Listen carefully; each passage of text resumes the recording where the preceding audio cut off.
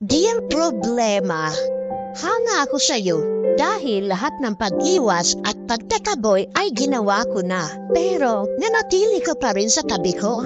Buti ka pa tumatagal at hindi nang iiwan kahit pagod pa ako dahil sa'yo. Kaya lang, napapagod na talaga ako sa'yo.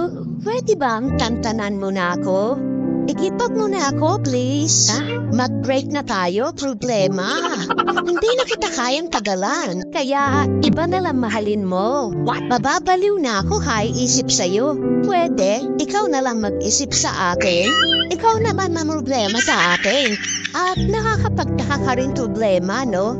Dahil wala namang nangyayari sa atin. Bakit nagkaanak ka? Dumami ka pa talaga. Hindi akin yan. Nagawa mo rin pala talaga akong lokohin, ha?